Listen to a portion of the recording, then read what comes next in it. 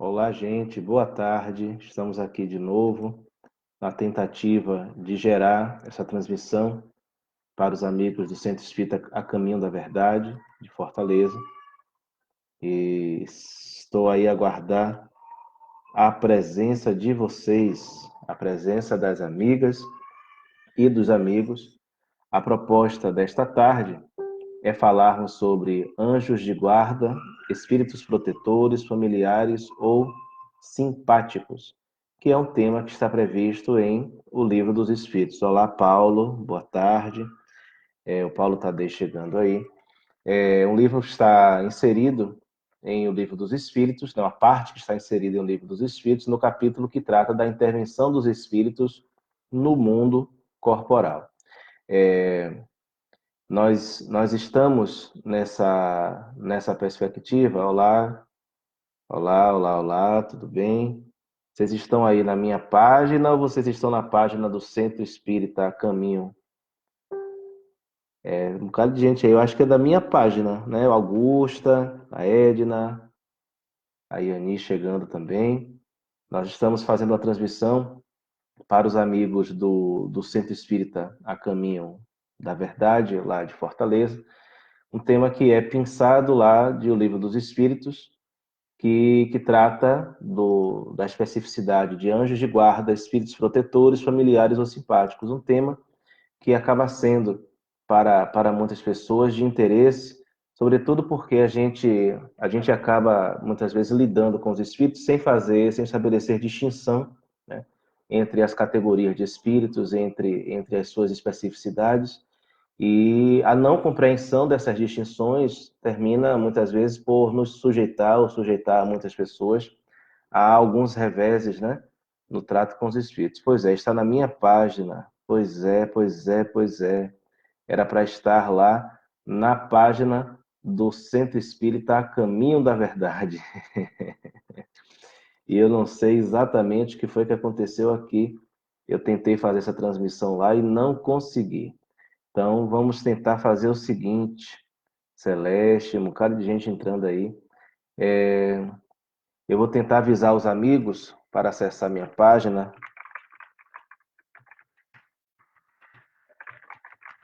Pronto, a gente está aqui em tempo real, tentando estabelecer aqui um contato com o povo, para ver se a gente consegue prosear aqui, né? Então, estávamos falando aí sobre anjos da guarda, espíritos protetores, espíritos familiares e simpáticos, tema que está lá no Livro dos Espíritos, e Kardec estabelece uma distinção, né, entre essas categorias. Pois é, pois é. Tá louco isso aqui. Tá louco isso aqui. O pessoal tá me esperando lá na outra página, lá na página do Centro Espírita A Caminho da Verdade.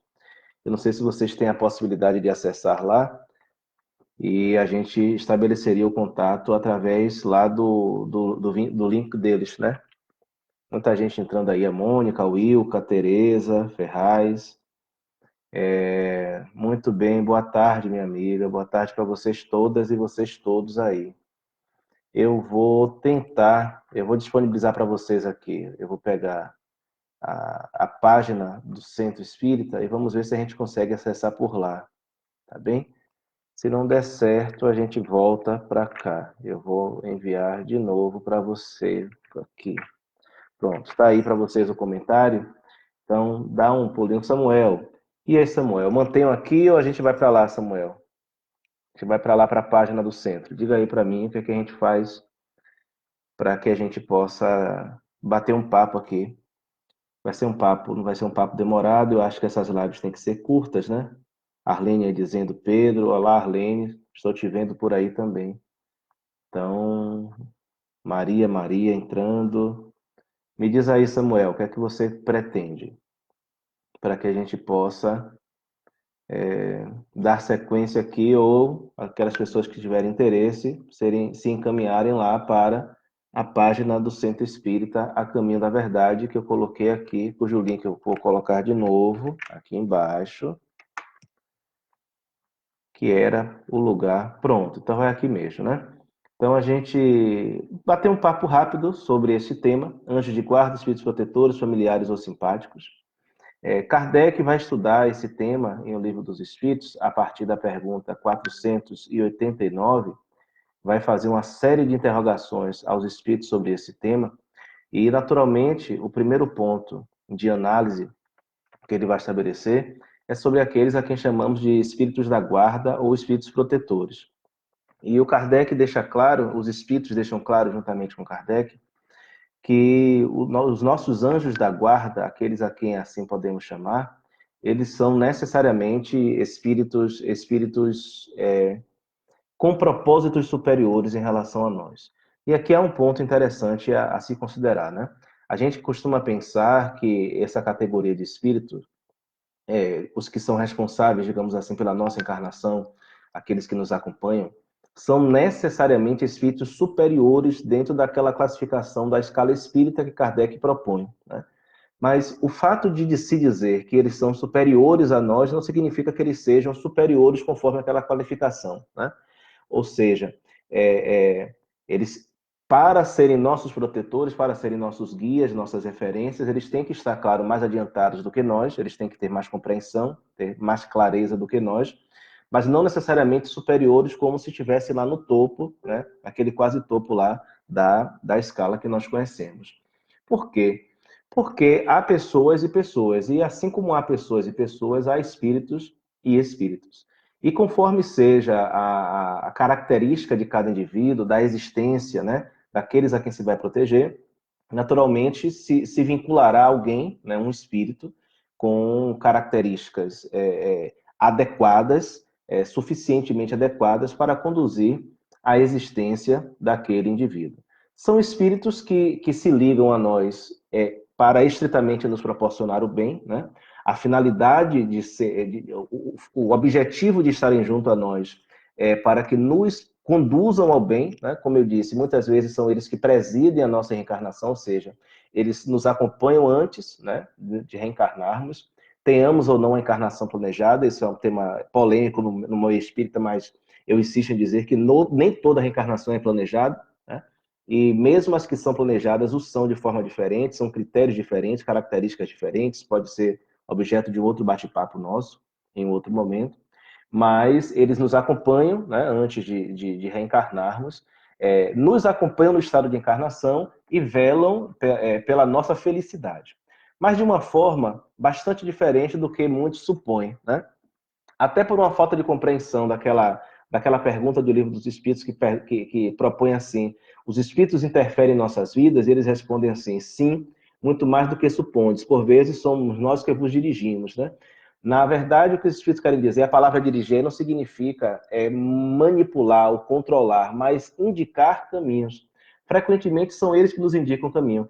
E o papel do anjo guardião, do anjo protetor, do guia espiritual, eu nem gosto de falar na palavra anjo protetor, anjo guardião, porque remete a uma outra crença, uma forma de ver que não é propriamente a perspectiva espírita, embora Kardec vá usar essa referência lá no Livro dos Espíritos. Mas a função desses espíritos que são os nossos protetores é exatamente nos indicar constantemente caminhos. E por que nos indicar constantemente caminhos? Porque aqueles que são verdadeiramente guias espirituais, eles nunca nos impõem nada, essa é uma primeira condição. Então, aquilo que eles nos trazem nunca é de natureza impositiva, nunca são obrigações, são antes, são proposições, tá? E eles nunca nos vão convidar a uma anulação do nosso livre-arbítrio. O que significa isso? Eles nunca vão nos dizer o que fazer. É importante essa perspectiva, porque muitos de nós, por vezes, procuramos o contato com os espíritos através de médiuns nessa perspectiva, de que os espíritos nos possam dizer, nos possam determinar aquilo que vamos fazer, né? Nos possam determinar as escolhas que temos de fazer. Mas os espíritos que são verdadeiramente bons, os espíritos que são verdadeiramente interessados e que compreendem, né, a dimensão do objetivo da encarnação, esses espíritos de forma alguma nos substituem nas nossas decisões. Esses espíritos de forma alguma nos subtraem o aprendizado da escolha, porque o exercício do livre-arbítrio é uma fonte de aprendizado para o espírito. e ele naturalmente estará vinculado às escolhas felizes ou às escolhas infelizes que fizer, né, que vier a fazer. Então, os nossos protetores, eles são deste tom. E eles sempre têm diante de nós uma postura equilibrada no sentido de a interferência mínima possível, estarem disponíveis para o que for necessário, mas sempre nos apresentarem opções, nos apresentarem as possibilidades para que os nossos caminhos sejam escolhidos por nós, tá? Kardec vai, no trato com os espíritos também, vai delinear algumas questões muito bacanas, né? Porque ele vai lembrar que não só os indivíduos possuem, digamos assim, os seus guias protetores, mas também as famílias. Aliás, há a possibilidade de um mesmo espírito ser responsável por todo um grupo familiar. O que mostra para a gente, por exemplo, que não é necessariamente cada pessoa possui um espírito guia. Tá? Eu posso ter, por exemplo, um mesmo espírito atendendo, sendo um guia espiritual de vários espíritos, né? Inclusive sendo guia espiritual de uma mesma família, o responsável espiritual por um agrupamento familiar, tá? E isso aí afasta aquela ideia que muita gente tem de que para cada pessoa um espírito exclusivo, até porque não há a relação de exclusividade. Os espíritos dizem a Kardec coisas interessantes nesse capítulo. Por exemplo, que o nosso guia espiritual pode estar encarnado no outro mundo. Olha que coisa interessante, né? Então, imaginemos que o meu guia espiritual seja de tal evolução que se encontra num planeta, num mundo determinado, no mundo X, né? Um mundo menos material do que o nosso, claro, com características diferentes desse em que nós nos encontramos. E graças exatamente a essa menor materialidade, a esse menor jugo da matéria sobre o espírito, ele tem a possibilidade de se desprender daquele mundo e prestar assistência a mim, tá? Olha como isso é interessante, né? Como muitas vezes a gente não cogita de possibilidades como essa. E eu gostaria eu tenho aqui um texto de um livro chamado Agência de Notícias, é um livro pequenininho, muitos anos atrás, mais de 10, umas 3 décadas mais ou menos, publicado, escrito pelo espírito Jair Presente através do Chico Xavier, são quadras, né? O Jair Presente foi um daqueles muitos espíritos que vieram através do Chico nas chamadas cartas consoladoras, né? Naqueles encontros que ele realizava, em que recebia pais, mães, pessoas que tinham perdido entes queridos em acidentes, em mortes, em coisas do tipo. E o Jair Presente é um daqueles jovens, né, que vieram através lá do Chico trazer algumas comunicações, e ele escreve, depois de estabelecer o contato, de mostrar à sua família que estava vivo, ele vai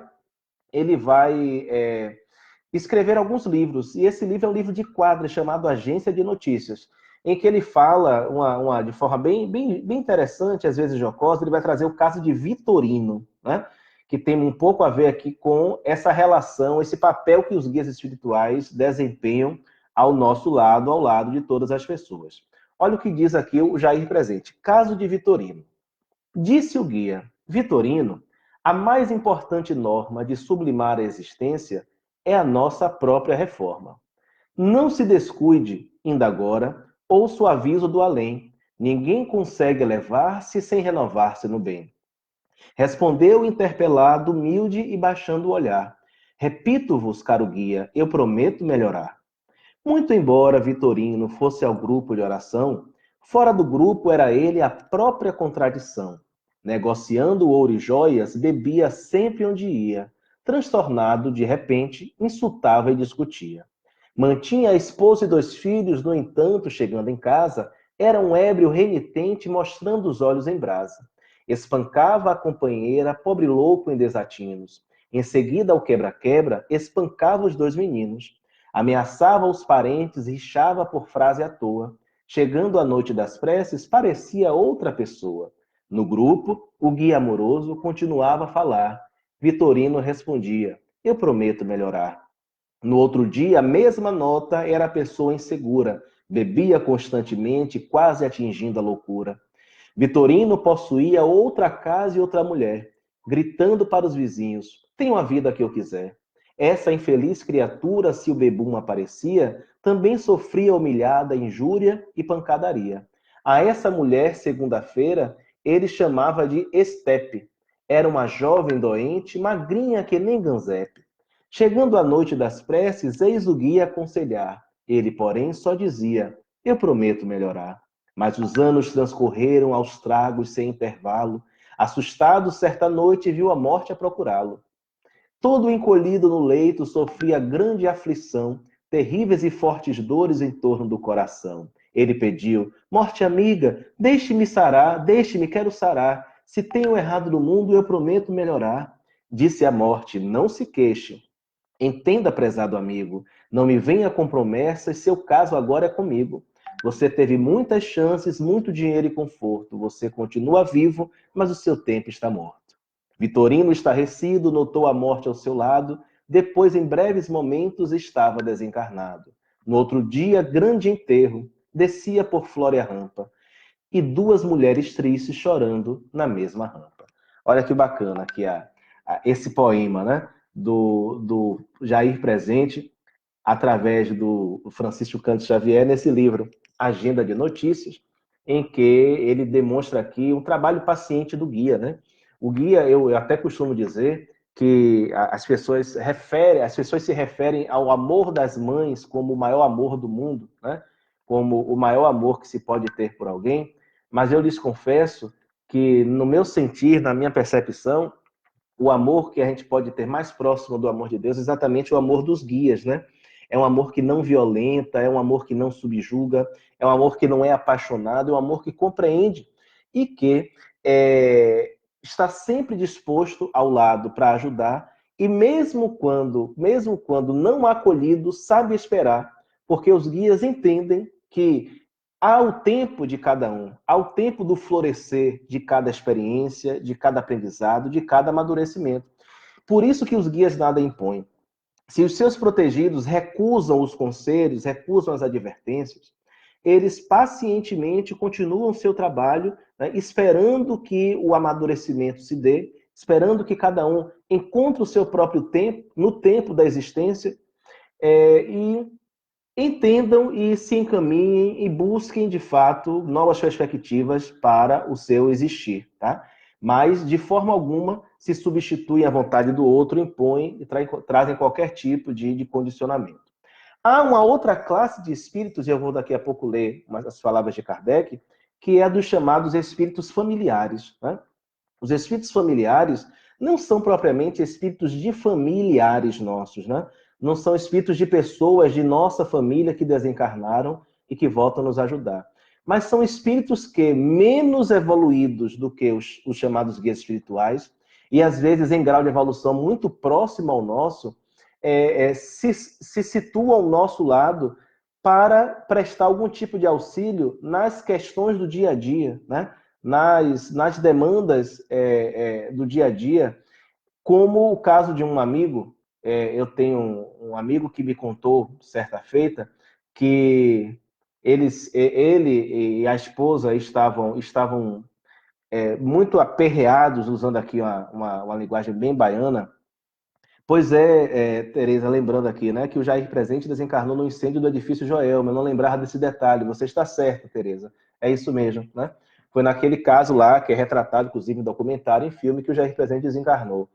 E esse amigo me contava um fato curioso, né? Eles estavam tentando pôr a filha para dormir, a filha ainda muito pequena, né? E a filha tinha um brinquedinho, um objeto, né? Desses que são muito usados pelas crianças normalmente em substituição, né? Até mesmo o processo de transição, né? Da vinculação com a mãe, usa um objeto como forma de transpor ali para o objeto um pouco do afeto da mãe. E esse objeto, que eu não lembro agora qual era, não sei se era uma meia, algo assim, estava perdido em casa. E eles reviravam tudo e não encontravam. E ele, como médium que em um determinado momento apareceu a ele um espírito, uma senhora que disse a ele: meu filho, procure ali dentro daquele sapato, e apontou o sapato. E ele foi lá, abaixou-se e encontrou o objeto dentro do sapato. E aí eu me lembro que nesse dia, ele até disse assim: poxa, tá vendo como minha filha é protegida pelos espíritos, né? A ponto do espírito aparecer para indicar onde é que estava o objeto e ela poder dormir.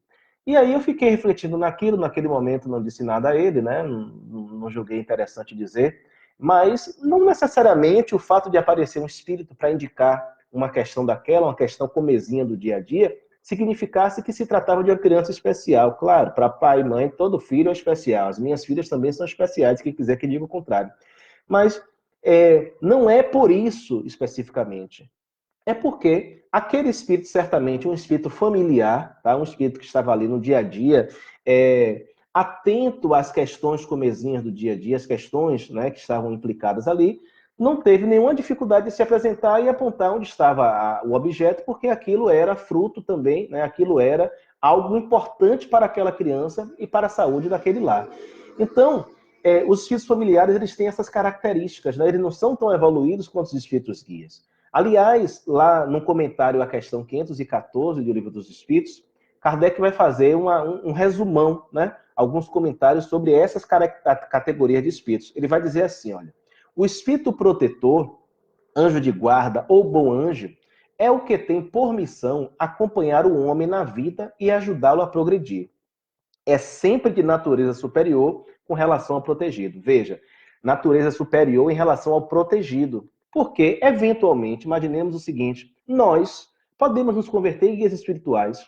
Imaginemos que vamos para um mundo de selvagens, né? Se já temos algum tipo de conhecimento, algum tipo de desenvolvimento, de amadurecimento espiritual, podemos eventualmente ser guias de espíritos que ainda estão muito próximos do estágio de ignorância e de simplicidade, né? Os espíritos foram criados simples e ignorantes. Por quê? Porque não é condição para ser guia ser um espírito superior, conforme a escala espírita, mas ter superioridade em relação ao seu protegido, tá? Então, esses são os protetores ou anjos da guarda. Os espíritos familiares, diz Kardec, se ligam a certas pessoas por laços mais ou menos duráveis, com o fim de lhes serem úteis dentro dos limites do poder, quase sempre muito restrito, de que dispõem. São bons, porém muitas vezes pouco adiantados e mesmo um tanto levianos. Ocupam-se de boa mente com as particularidades da vida íntima e só atuam por ordem ou com permissão dos espíritos superiores. Então eu fico imaginando aí que muita gente que chama por São Longuinho quando perde alguma coisa em casa, na verdade, ao invés do São Longuinho, deve atender lá um desses espíritos aí familiares, né? Por sinal, quando Kardec pergunta assim aos espíritos se temos como saber o nome dos nossos guias espirituais, os espíritos vão dizer que o nome pouco importa, que nós podemos lhe dar o nome que quisermos. E que muitas vezes esses espíritos não só aceitam ser chamados, por exemplo, com nomes de santos, que são da predileção dos seus protegidos, como até se identificam como tais santos, Santo Antônio, São Jerônimo, Santa Bárbara, né?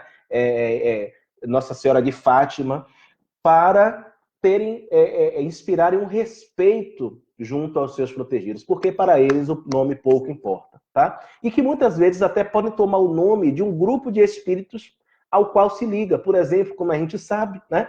Muita gente por aí diz ter contato com Bezerra de Menezes, mas não é necessariamente Bezerra de Menezes, mas algum espírito que fala em seu nome, tá?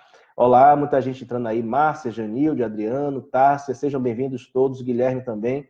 Olá, Guilherme, boa tarde para você. Então, vamos lá. Os espíritos simpáticos, diz Kardec, são os que se sentem atraídos para o nosso lado por afeições particulares e ainda por uma certa semelhança de gostos e de sentimentos, tanto para o bem como para o mal. De ordinário, a duração de suas relações se acha subordinada às circunstâncias. Então, os protetores, eles são superiores a nós e têm uma missão específica junto a nós, tá? Que são responsáveis pela nossa encarnação e por nos encaminhar para o bem. Lenita aí lá do Leão, né? Dos amigos lá de Parnamirim, um abraço também, Aurilúcia chegando aí, um abraço para vocês. Agora, os familiares, eles são espíritos bons, contanto não tão adiantados e têm tarefas mais, digamos assim, mais ligadas à materialidade, à vida material. Já os simpáticos são aqueles que se ligam a nós por afinidade, por sintonia, por gostos, tá? E não são necessariamente bons, podem ser bons como podem ser maus. Isso vai depender muito daquilo que nos caracteriza de ordinário, né? Daquilo que é a nossa marca. Porque, vejam, no caso Vitorino, que eu li para vocês lá do livro, Agência de Notícias, era um sujeito que ia lá ao grupo de orações, né? E isso é uma metáfora a todos nós, né? Que temos nossas atividades aí, toda a natureza, que vamos ao centro, que vamos à igreja, que vamos aos grupos de orações. O Marco Leão também, meu irmão, um abraço para você, Ademilson, né? A Márcia Souza. Mas muitas vezes nós conseguimos sair de nós, né, do nosso comum, da nossa nota comum, que é o que define a nossa afinidade, para esses momentos, e quando de lá saímos, voltamos ao nosso tônus, né? Voltamos ao nosso padrão habitual. E é esse padrão habitual que vai depender as simpatias, vai definir as simpatias, tá? Teremos espíritos simpáticos a nós pelo bem, pelo interesse no bem. Teremos espíritos simpáticos a nós por interesses outros, por interesses escusos. E aí eu encontrei também nesse livro Agência de Notícias, do Jair Presente, através do Chico, um outro poema muito bacana, que eu peço licença a vocês para ler, são algumas quadras. O título é Irmãos da Mesma Faixa, ou seja, tem tudo a ver com espíritos simpáticos.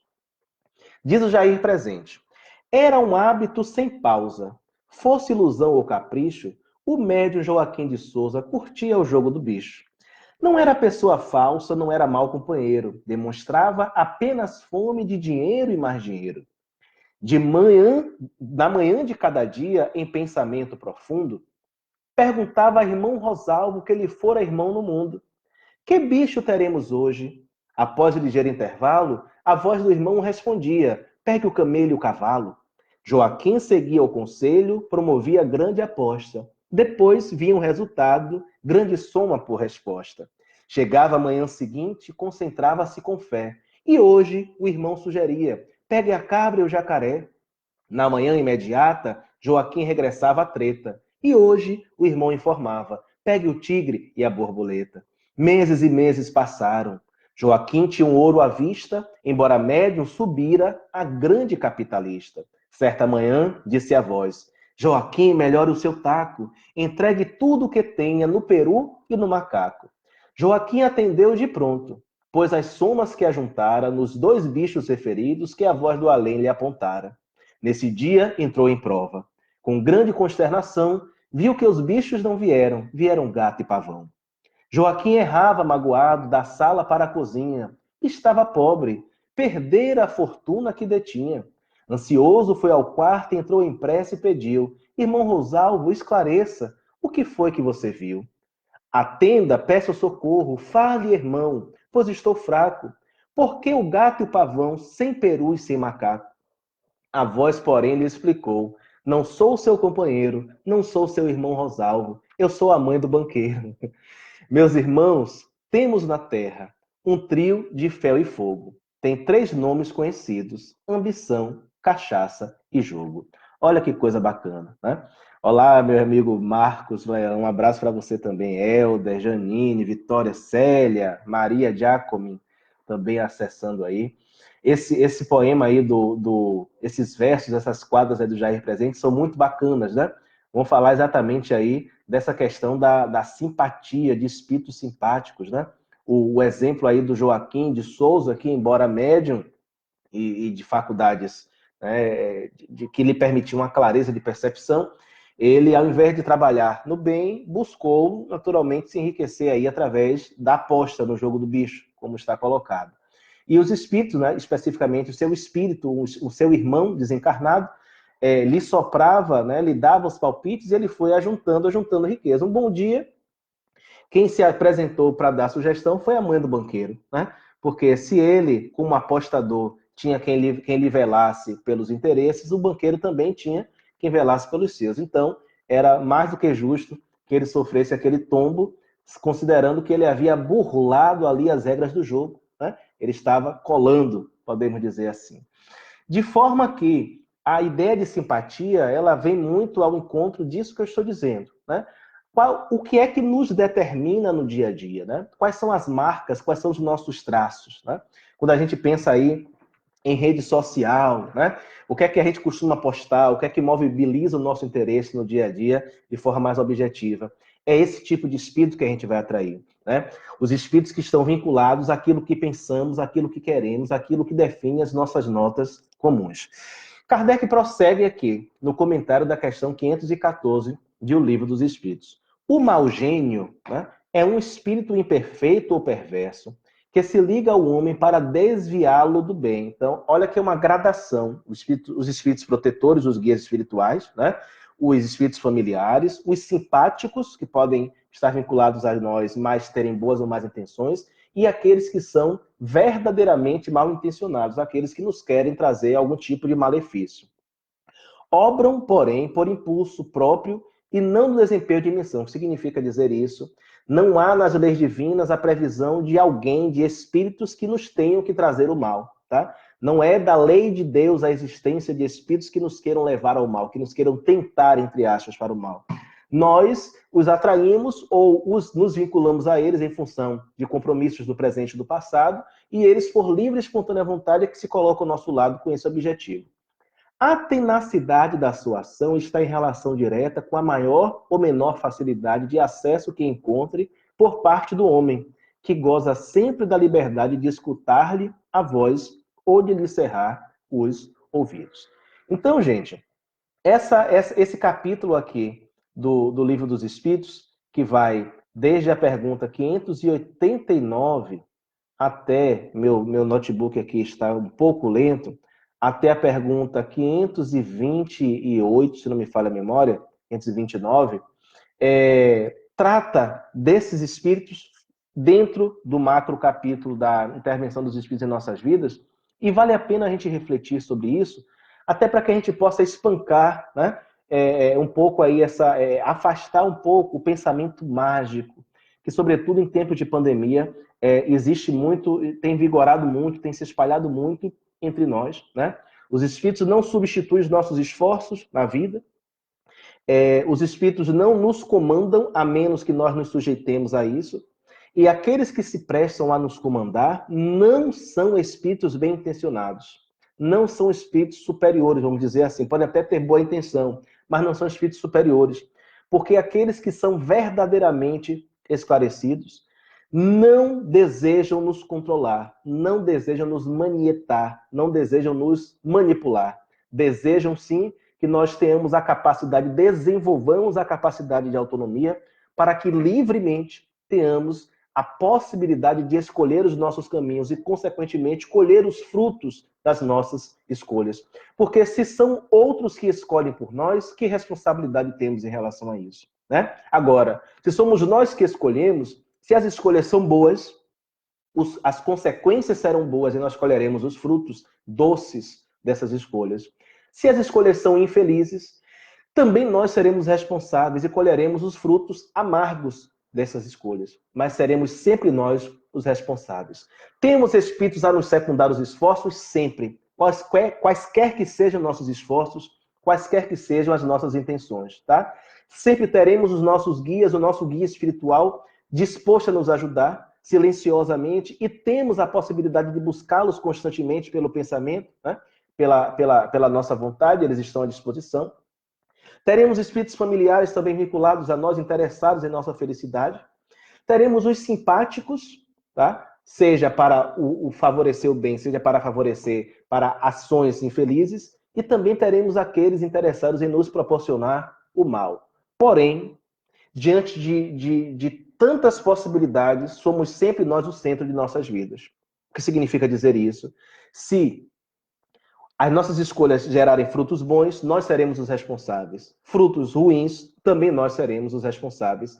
Não temos o direito de transferir para os espíritos a responsabilidade por aquilo que fazemos nós mesmos de nossas existências. Olha lá, Marise, Bira, Maria Lúcia, Marta Marinho, lá de Natal, do Rio Grande do Norte, Elizabeth, Terlúcia, todo mundo que está chegando aí, que passou por aí, um grande abraço para vocês.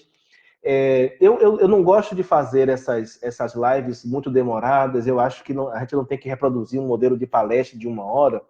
Eu acho que deu para a gente aí introduzir, falar do tema rapidamente, e se vocês tiverem alguma pergunta, alguma colocação, fiquem à vontade. Eu vou lendo aqui em tempo real, tá? Para que a gente possa interagir, porque a ideia foi exatamente fazermos esta provocação e suscitarmos a reflexão. Convido a todas vocês e a todos vocês a fazerem uma revisita lá ao Livro dos Espíritos, tá? A encontrarem essa parte aí da intervenção dos espíritos no mundo corporal e terem a possibilidade de ler, né, esse capítulo e refletir com os espíritos, né, com Kardec, com os espíritos, sobre aquilo que está dito lá, tá bem? E aí eu vou esperar aí com vocês um pouquinho aí as possíveis colocações, as possíveis perguntas, para podermos encerrar a nossa transmissão. Olha, Anderson, Eric, Luiz, né?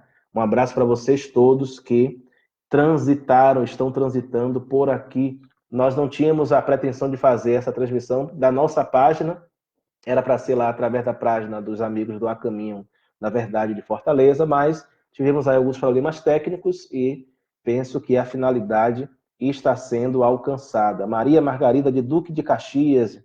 Olá, minha amiga, boa tarde. Samuel, qual a diferença de mentor para anjo? Olha, Samuel, na prática não há diferença. Eu lhes confesso que a palavra mentor não me agrada muito, né? Mentor me parece sugerir aquele que controla a mente, não gosto muito da expressão. Allan Kardec usou a palavra anjo da guarda para usar um paralelo com a ideia de anjo protetor, ou de guia protetor, tá certo? Mas a gente sabe que a palavra anjo, a ideia de anjo, de mensageiro nesse sentido, vem lá da perspectiva católica, protestante, que não é propriamente a perspectiva espírita. Mas a expressão da ideia, né, do que se quer dizer. Não há diferença propriamente dita, tá, Samuel?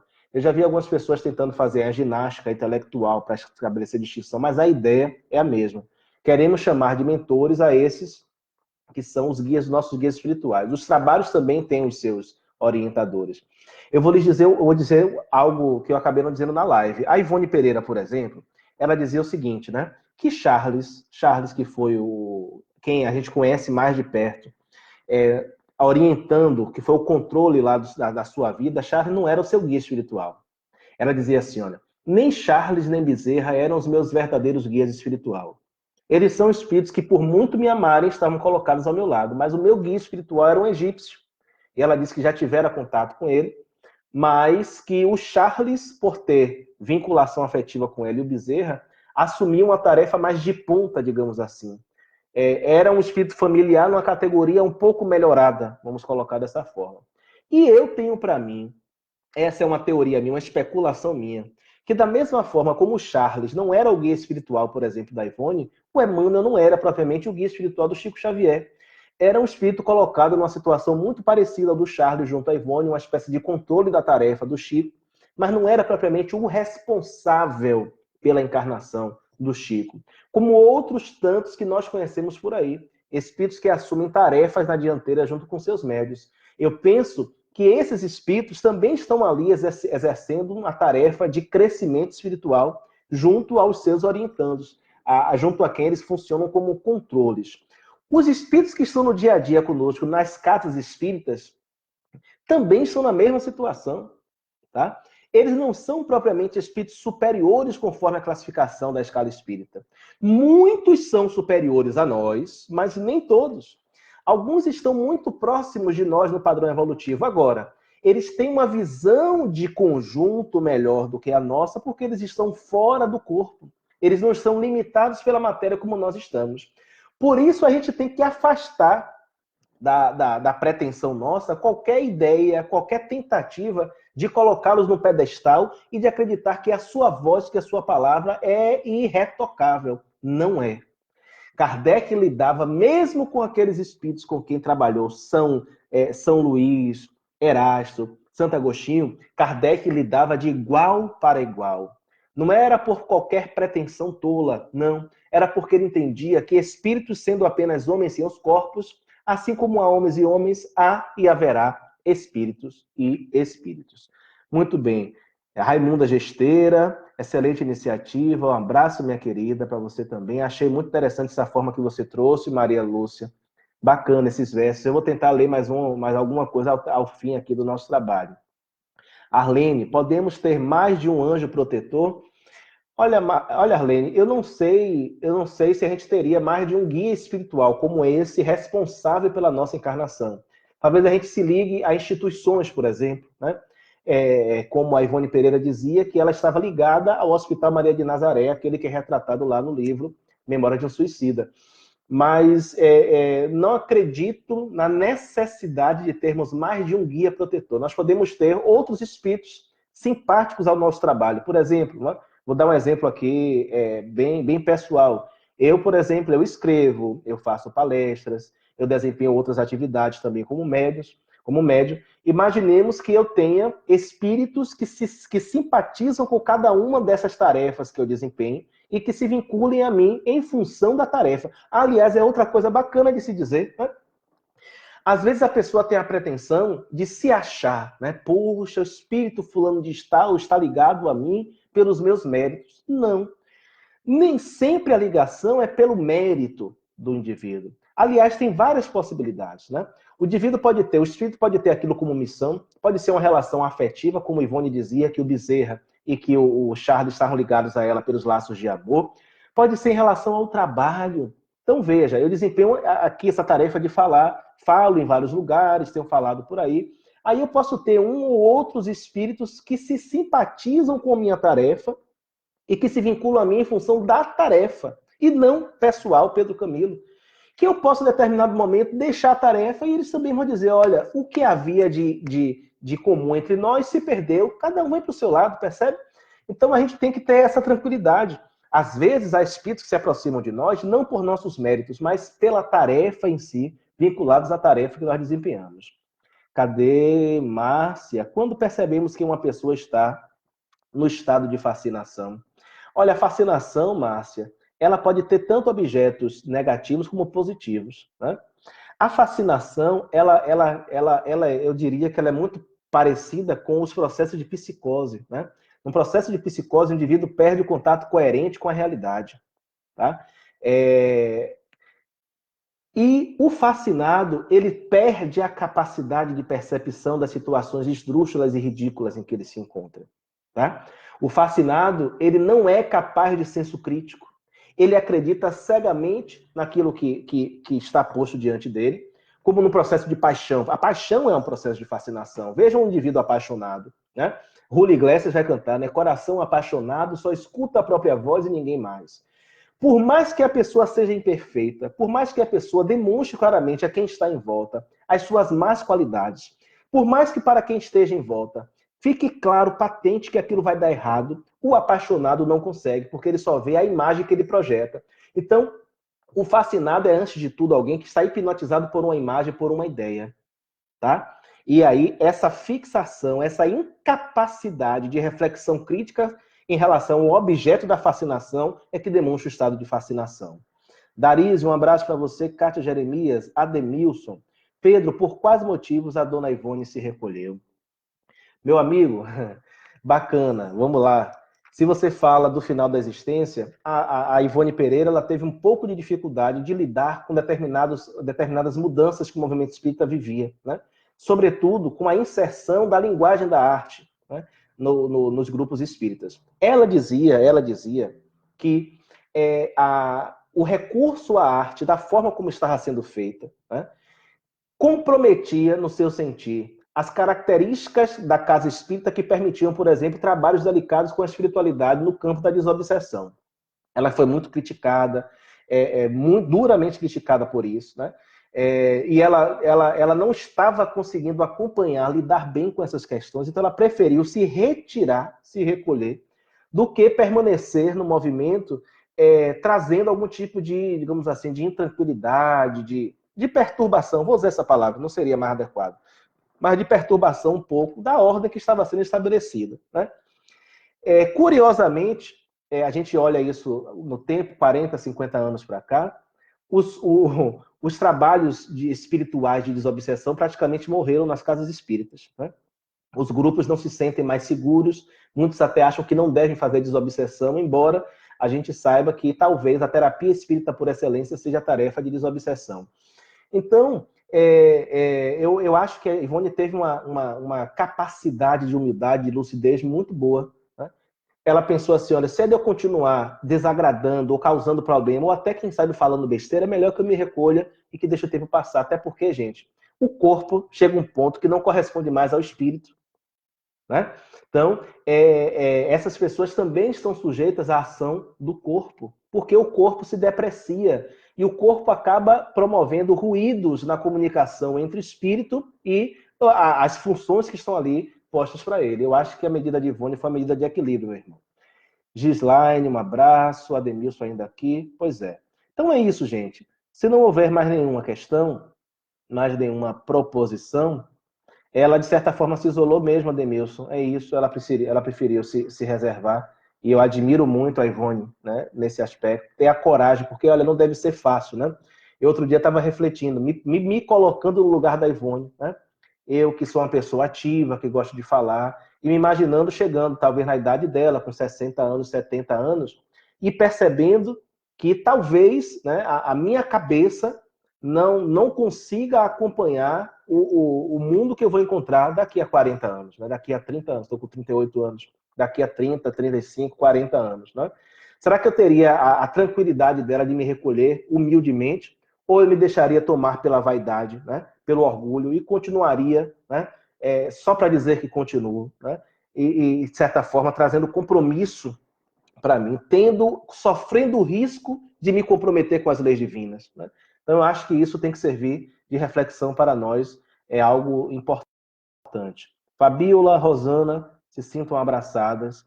E é isso. Alguma pergunta mais, gente? Alguma observação?